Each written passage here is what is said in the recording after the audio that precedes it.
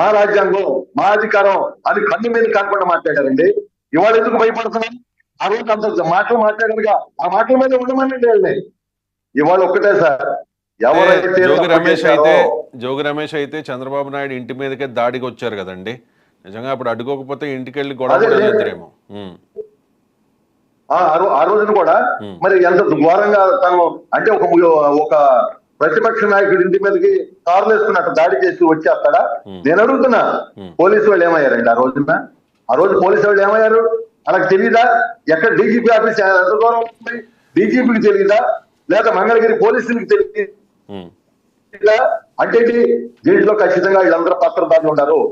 ఈ రోజే నిన్న అనుకుంటానండి, మన సీనియర్ ఐపీఎస్ అధికారి సంతోష్ మెహతో గారు ఆయన మాట్లాడుతూ చెప్పాడు, అంటే అడ్డగోలుగా పనిచేసిన వాళ్ళేమో అందరం ఎక్కించారు, లేదు ఇది పద్ధతి కాదనుకున్న వాళ్ళేమో ఇష్టం వచ్చినట్టు తొక్కేశారని చెప్పి చాలా ఆవేదనతో చెప్పారు.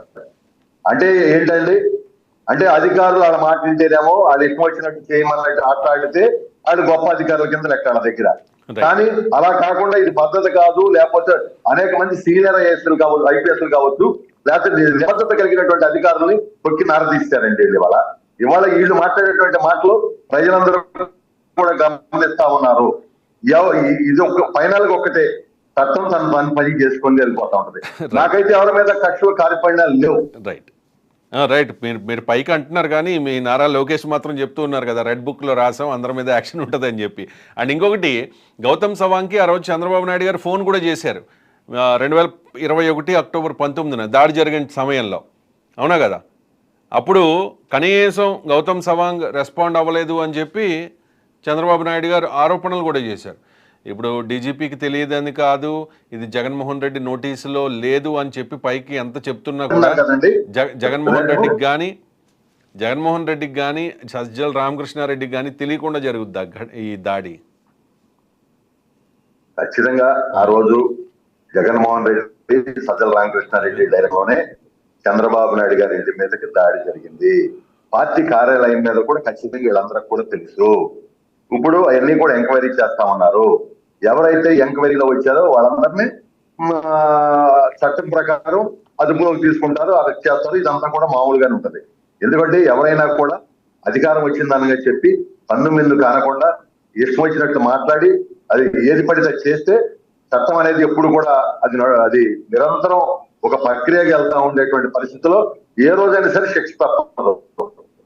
ఎందుకంటే అన్యాయంగా అక్రమంగా దాడులు చేస్తే అధికారం ఉన్న 4 రోజులు తప్పుకోవచ్చు, కానీ తర్వాత ఎక్కడికి పోతారండి? చెప్పండి, ఎక్కడికి వెళ్తారండి? ఈ రోజు నిజాయితీ పనులైన అధికారులు లేరా? వాళ్ళు వస్తే ఎన్ని కూడా ఇవాళ సీసీ ఫుటేజ్లు ఉండే అటు చంద్రబాబు నాయుడు గారు ఇప్పటికే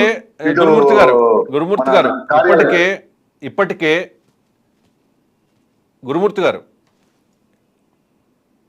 చెప్పండి సార్, చెప్పండి రవి గారు. ఇప్పటికే ఈ దేవినేని అవినాష్ కానీ, ఆళ్ళ రామకృష్ణారెడ్డి, లేళ్ల అప్పిరెడ్డి వీళ్ళందరూ కూడా కోర్టును ఆశ్రయించారు. కానీ కోర్టు ముందస్తు బెయిల్ అంటే అరెస్టును నివారించడానికి ఎందుకో నో చెప్పినట్టుగా నాకున్న సమాచారం, సబ్జెక్ట్ టు కరెక్షన్. అంటే వాళ్ళు అరెస్ట్ కాబోతూ ఉన్నారా? వాళ్ళని అరెస్ట్ చేయడానికి రంగం సిద్ధమైందా? మీకు ఏదో ఇన్ఫర్మేషన్ ఉంటుంది కదా సార్? తప్పు చేసిన వాళ్ళు అరెస్ట్ అవుతారు, ఎప్పుడైనా అరెస్ట్ అవుతారు. తప్పు చేసి ఎందుకు అరెస్ట్ అవ్వరండి? చట్టం కూడా అదేవిధంగా న్యాయ వ్యవస్థ కూడా అవసరమైన సందర్భాల్లో మాత్రమే మరి బెయిల్ ఇస్తా ఉంటాయి. తప్పు చేశారనిపిస్తే కనుక మనం ఇచ్చినటువంటి మరి ఏదైతే మేము ఇచ్చినటువంటి ఎవిడెన్స్లు కావచ్చు, ప్రూఫ్లు కావచ్చు, దాన్ని బట్టి బెయిల్ అనేది వస్తూ ఉంటుంది. లేదనుకో అరెస్ట్ చేస్తారు. ఏముంటుంది దీనికి? పెద్ద విచిత్రం ఏముందండి? వాళ్ళు తప్పు చేశారు కాబట్టి అరెస్ట్ చేస్తారు. ఎవరైనా కావచ్చు, అది పెద్ద విచిత్రం అని నేను అనుకోను. ఎప్పుడైనా అరెస్ట్ కావచ్చు, అది పెద్ద విశేషం కూడా కాదు సార్. అడిగినప్పుడు ఇక పిన్నెల్లి రామకృష్ణారెడ్డి వ్యవహారంలో ఆయన అడ్డంగా దొరికిపోయారు. ఈవీఎం